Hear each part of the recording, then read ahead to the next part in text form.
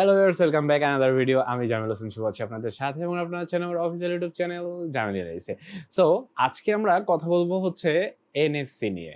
So প্রথমে জানবো আসলে এনএফসি জিনিসটা কি? এনএফসি হচ্ছে নিয়ার ফিল্ড কমিউনিকেশনস। যখন আমরা কোনো ডেটা ট্রান্সফার করি আমাদের একদম খুব কাছাকাছি অবস্থায়, তখন আমরা এনএফসি টেকনোলজির মাধ্যমে ট্রান্সফার করি।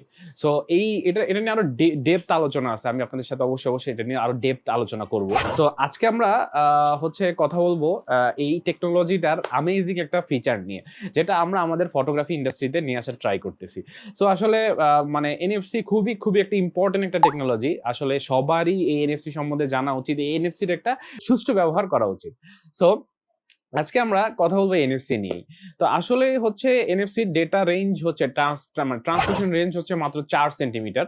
আমরা যখন কোনো ডেটা একদমই খুবই ক্লোজলি ট্রান্সফার করি, তখন আমরা এনএফসির মাধ্যমে করি একদম ৪ সেন্টিমিটার জায়গা থেকে। সো এর বাইরে গেলে এনএফসি কখনোই রিড করে না। এনএফসি কখনোই রিডও করে না, রাইটও করে না।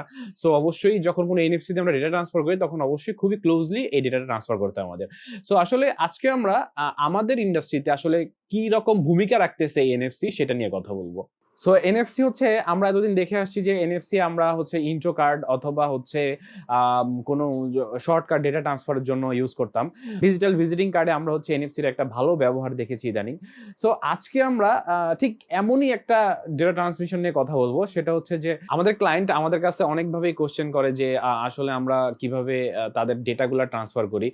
সো হচ্ছে আমরা যখন একটা ইভেন্টে যাই, ইভেন্টে যাওয়ার পরে ক্লায়েন্ট হচ্ছে আমাদেরকে বলে যে ভাইয়া আমরা তো ছবিটা তুলছি, আসলে ছবিটা আমরা কিভাবে পাবো অথবা কিভাবে আমাদেরকে দিবেন বা কিভাবে দিতে পারবেন।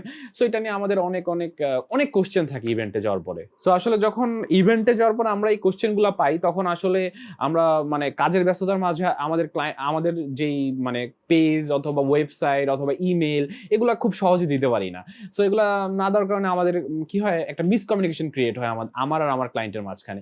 সো এই মিসকমিউনিকেশন যদি ক্রিয়েট না হয়, আমরা যদি খুব ইজিয়েস্ট ওয়েতে আমাদের ক্লায়েন্টকে হচ্ছে খুব ইজিলি হচ্ছে আমরা আমাদের ডেটাগুলো প্রোভাইড করতে পারবো।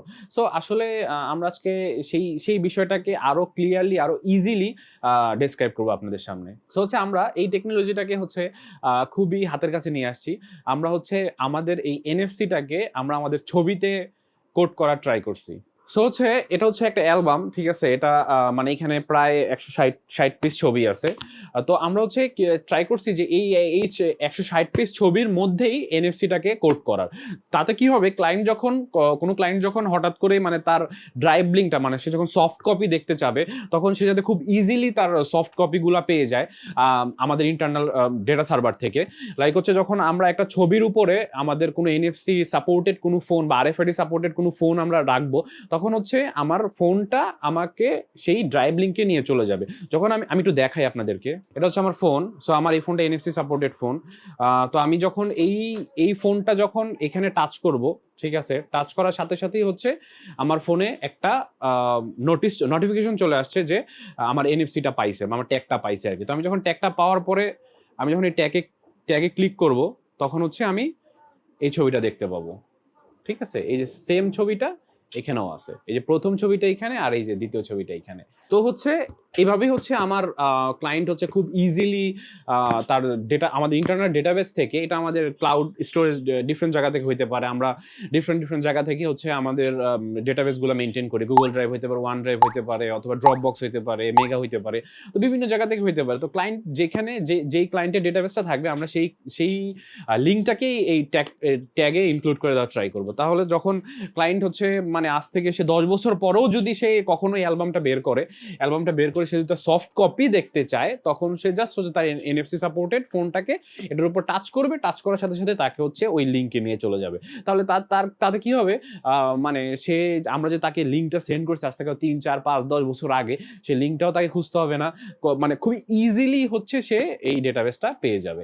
তো এখানে একটা বিষয় আছে, বিষয়টা হচ্ছে যে এটাকে মেনটেন করতে আসলে ক্লায়েন্টকে একটা চার্জ দিতে হবে। সো আমরা আমাদের agreement wise different charge, different package এটার জন্য ডিসাইড করে রেখেছি। আসলে এটা আমরা আমাদের ক্লায়েন্টের সাথে আরো ডিপলি ডিসকাস করব যে আসলে আমরা কিভাবে এই ব্যাপারটাকে হ্যান্ডেল করতেছি। তো আমি জাস্ট টেকনোলজিটা বুঝাইলাম যে আসলে নিয়ার ফিল্ড কমিউনিকেশন অথবা এনএফসি কিভাবে কাজ করে। সো আসলে আমরা আরো ইজিয়েস্ট ওয়েতে আমাদের এই এনএফসিটাকে আনার ট্রাই করতেছি। আমরা হচ্ছে আমাদের প্রত্যেকটা টিম মেম্বার্সের আইডি কার্ডে এনএফসি সাপোর্ট ট্যাগ ইনক্লুড করে দিয়েছি। আমরা এনএফসি কার্ড ইউজ করি। আমাদের আইডি কার্ডগুলো সবই এনএফসি সাপোর্টেড। তো আমরা হচ্ছে যখন কোনো ক্লায়েন্ট আমাদের কাছ থেকে আমাদের ডেটাবেস চায়, লাইক আমাদের পেজ, ওয়েবসাইট কিছু চায়, তখন হচ্ছে আমরা জাস্ট আমাদের আইডি কার্ডটা ওনার ফোনের উপর পাঞ্চ করি। অটোমেটিক্যালি আমাদের ইন্ট্রোডাকশনটা উনি ভিজিবল হয়ে যায়। তো আসলে এভাবেই এনএফসি কাজ করে। তো এনএফসি নিয়ে আরো ডিপলি আলোচনা করব। আসলে আমরা আমাদের কাজে, আমাদের ফটোগ্রাফিতে কিভাবে এনএফসির ব্যবহারটা আরো জরুরি করতেছি, আরো ইজি করতেছি। সো এগুলো নিয়ে আমরা আরো ডিটেইলে কথা বলবো। সো আজকের ভিডিওটা এই পর্যন্তই। ভালো থাকবেন, সুস্থ থাকবেন। দেখা হবে অন্য কোনো ভিডিওতে, অন্য কোনো পর্বে। আল্লাহ হাফেজ।